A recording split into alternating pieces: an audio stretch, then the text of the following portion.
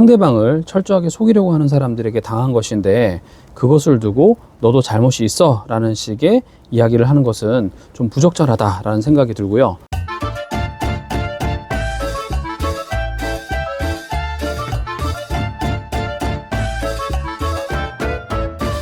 보이스피싱 피해를 당하신 분들이 반드시 알아야 되는 것이 몇 가지가 있는데, 첫 번째는 법원에서 배상명령 신청을 할 수 있습니다 라는 문자가 오는데요, 각하되는 경우가 더 많은 것 같습니다. 그제서야 가해자를 상대로 민사상의 불법행위에 기한 손해배상 청구를 하면 그 소송을 진행하는 데만도 몇 개월이 걸리기 때문에 나의 피해 금액 회수가 매우 늦어질 수 있다는 것을 여러분들은 알고 계셔야 됩니다.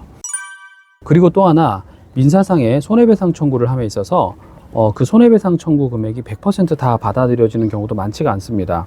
그래서 제가 오늘은 불법행위로 인한 손해배상 청구를 했을 때 과연 얼마 정도가 인정되는지, 몇 퍼센트 정도가 인정되는지, 그리고 감액을 한다면 그 이유는 무엇인지에 대해서 간략하게 설명을 드리려고 합니다.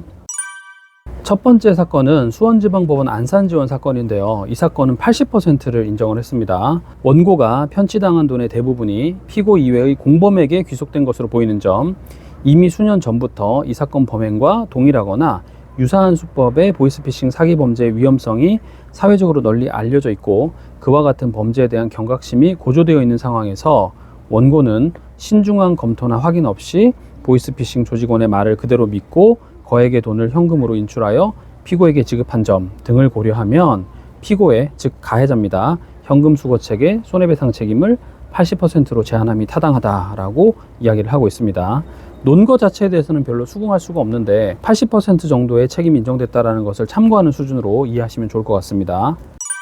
두 번째 80%가 인정된 사례인데요, 피고가 가담한 보이스피싱 조직에서 피고가 담당한 이른바 현금 수거책으로서의 역할이 그 범행을 주도하였다고 평가할 정도라고 보기는 어려운 점, 그리고 피고가 원고로부터 수거한 피해액 대비 실제로 취득한 이익이 50만 원이라는 점, 이런 점들을 고려해서 피고가 원고에게 80%만 책임지면 된다라고 판단을 한 사안도 있습니다. 자, 그리고 서울 서부지방법원에서는 이례적으로 75%, 좀 애매한 숫자인데요, 75%만 인정한 사례가 있어요. 여기도 똑같은 이유를 설치하고 있는데, 피고의 가담 정도, 원고로부터 수거한 피해액 대비 실제 취득한 이익은 미미한 수준이고 대부분의 이익은 성명불상의 보이스피싱 조직원이 취득한 것으로 보임, 이렇게 쓰면서요, 전체 피해 금액의 75%만 손해배상 책임을 진다라고 판단을 한 사례입니다. 그 다음으로 광주지방법원 순천지원 사건인데, 이 사건 같은 경우에도 피고의 손해배상 책임을 70%로 제한을 한다고 했습니다.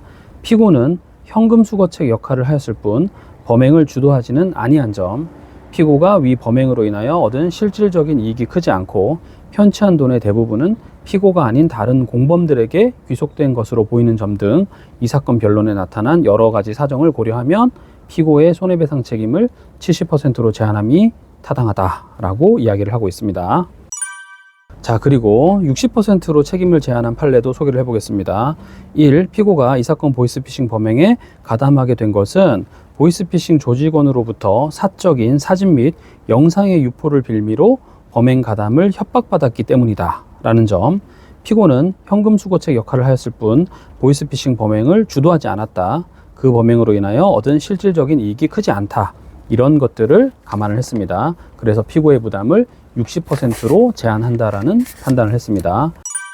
그리고 50%만 인정된다는 사례들도 꽤 발견이 되는데요, 대구지방법원에서는요, 원고는 보이스피싱 범죄의 위험성과 해악성이 사회적으로 널리 알려져 있는 상황에서 성명 불상자와 나눈 통화 내용의 진위 여부를 제대로 확인하지 않은 채 1,500만 원이라는 거액의 현금을 그대로 교부하였는 바 원고의 이러한 과실은 이 사건 손해의 발생 및 확대의 한 원인이 되었다고 보이는 점, 피고는 원고에 대한 보이스피싱 범죄에 있어 현금 수거책의 역할을 담당하였을 뿐 범행을 전체적으로 계획하거나 주도적인 역할을 하였다고 평가하기 어려운 점, 원고가 교부한 현금 중 대부분은 성명 불상자 등 다른 공모자들이 취득하여 피고가 이 사건으로 받은 재산상의 이익은 그리 많지 않은 점 등을 고려하면 피고의 책임을 제한하더라도 가해자인 피고로 하여금 불법 행위로 인한 이익을 최종적으로 보유하게 하여 공평의 이념이나 신의 측에 반하는 결과를 가져오는 경우라고 보기 어려우므로 피고의 손해배상 책임을 50%로 제한한다라고 판단을 하고 있습니다.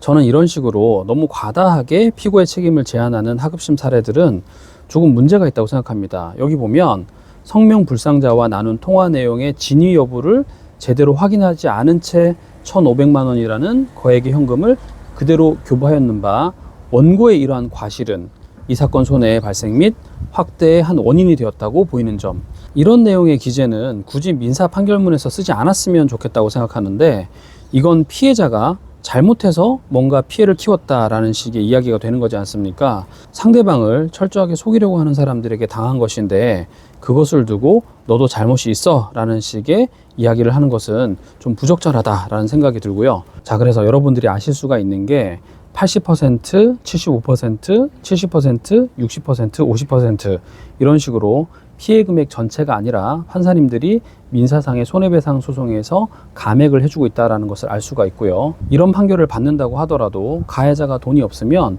결국은 그 판결은 종이 한 장에 불과한 것이 되는 것이기 때문에 여러분들은 실질적으로 이게 회수할 수 있는 가능성이 있는지를 생각을 해본 다음에 민사소송 여부를 결정하시는 게 좋을 것 같습니다.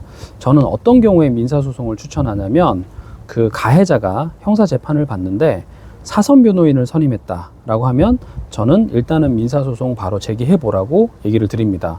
왜 그러냐면 사선 변호인을 선임했다는 것은 결국은 변호인을 선임할 정도의 여력이 있다는 거고, 그 사람이 젊고 가족들이 있다고 하면 가족들이 돈을 만들어서라도 합의를 하는 경우가 많거든요. 그 사람이 사선 변호인을 선임해서 지금 대응하고 있다고 하면 피해자인 여러분들도 더 이상 지체할 것이 아니라 배상명령 신청이 아니라 민사상의 손해배상 청구 소송을 진행하시고, 중간에 가해자가 합의를 하고 싶다라고 한다면 적절한 금액에 합의를 하시는 것도 저는 좋은 전략이 될 수 있다라고 생각을 합니다.